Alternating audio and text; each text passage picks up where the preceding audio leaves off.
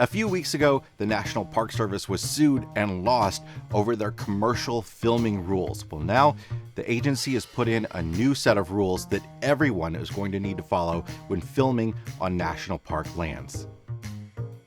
I'm Jason Epperson, this is RV Miles, and just a quick video to talk to you about this new plan that the National Park Service has put out, this new set of rules for filming on public lands. If you've been watching our videos, you know the National Park Service had this set of rules that required anybody with the intent of making money that was filming on national park lands to get a permit. And those permits weren't the easiest thing to come by. They took some time. There was an application fee, and you could be denied for a heck of a lot of reasons.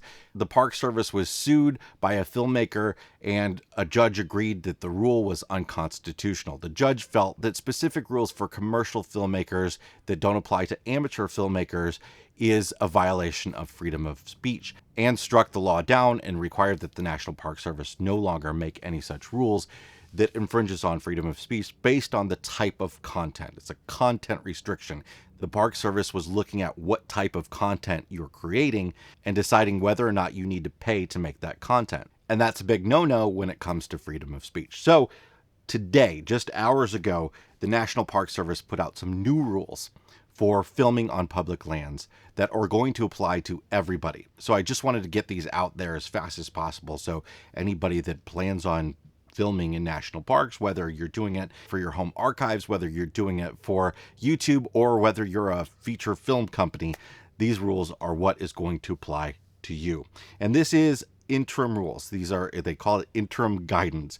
So you are going to be held to these rules. They do have the ability to make rules on public lands, but realize that they're not super specific, accurate law type rules. And there's going to be some issues with that, and you'll see why in a moment. But also that you can expect that these rules will be refined, and they're going to come up with a different set of rules that will be sort of the permanent way the National Park Service handles filmmaking. So at the moment, under the interim guidance, and I'm quoting here, the National Park Service will no longer distinguish among different types of filming: commercial, non-commercial, news gathering. Low-impact filming activities in areas open to the public may occur without any advance notice to the National Park Service or the need to obtain a permit.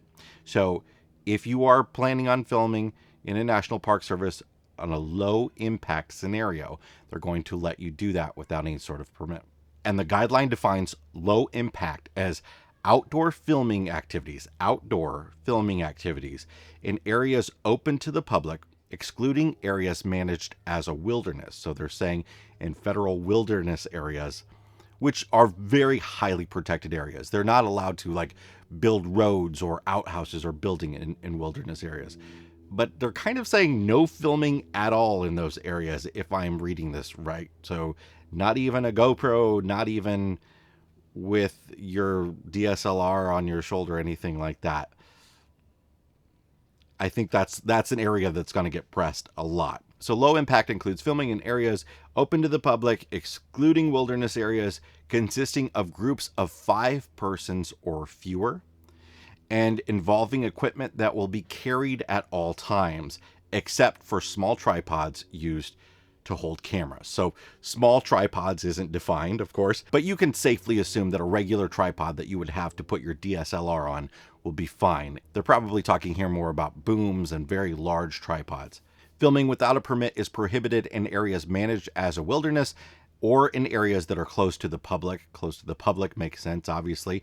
All activities in park areas, including filming, must comply with all the other visitor regulations like resource damage, protecting wildlife, mitigating audio disturbances, and drones. I've gotten a ton of questions since my last video on this about whether that judge's ruling applies to drones. And no, the judge was objecting to content type restrictions, not equipment restrictions. The National Park Service is free to offer equipment restrictions as long as they make sense. And drones, look, I'm a drone pilot. It makes sense that drones aren't allowed in national parks. It really just does. So you will not be able to use drones in national parks. This does not change that rule whatsoever. However, the Federal Aviation Administration requires that you get a license to be a commercial drone pilot and film commercially with a drone. That's a content-based restriction. So I could see, it won't change anything on national parks, but I could see that federal judge's ruling, just as a side note here, would, by some entrepreneuring lawyer, be used as precedence in an argument with the FAA that having a rule that you have to have a license for commercial drone piloting separate from recreational drone piloting makes no sense in the world.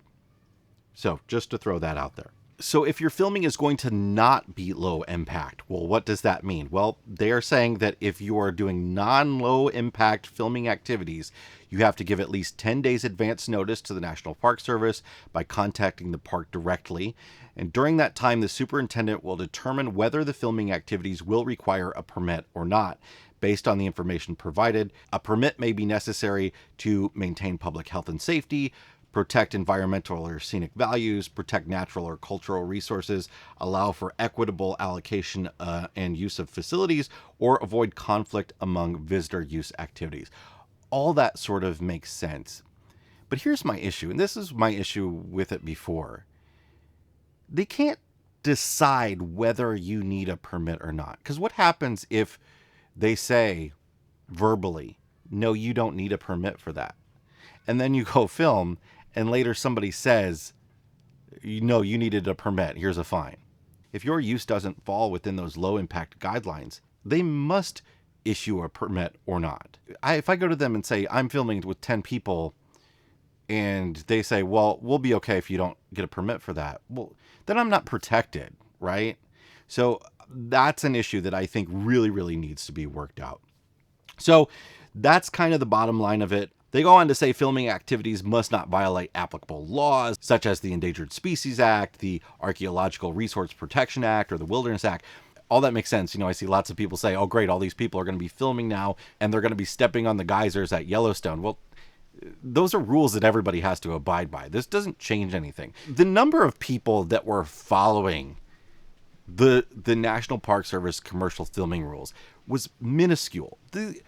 This is not going to be some big outbreak of YouTubers heading to national parks that weren't already there before. They're already there. They're already breaking the rules. So it really makes sense to just clarify this and get this down to something that makes sense. I think all of us agree that feature films shouldn't be shot in national parks without some sort of permit and without some sort of money going back to the Park Service to, you know, help mitigate the cost of putting that together. And of course, the utmost importance is that the resources are protected. So I think this is great. I think there's a lot of weird stuff in this that is going to need to get worked out. But I think it's great that the National Park Service is putting together a set of rules that will apply equally to everybody across the board. So just know that if you're going to be filming in a national park, you got to follow these rules. Looking at you, Forest Service, Bureau of Land Management, Fish and Wildlife, Army Corps of Engineers, it's time to come up with your own set of sensible rules. If you got something out of this video, please hit the like button. And if you want more like it, please hit subscribe and that little notification bell to make sure that you're notified every time we put a video out. See you on the next one.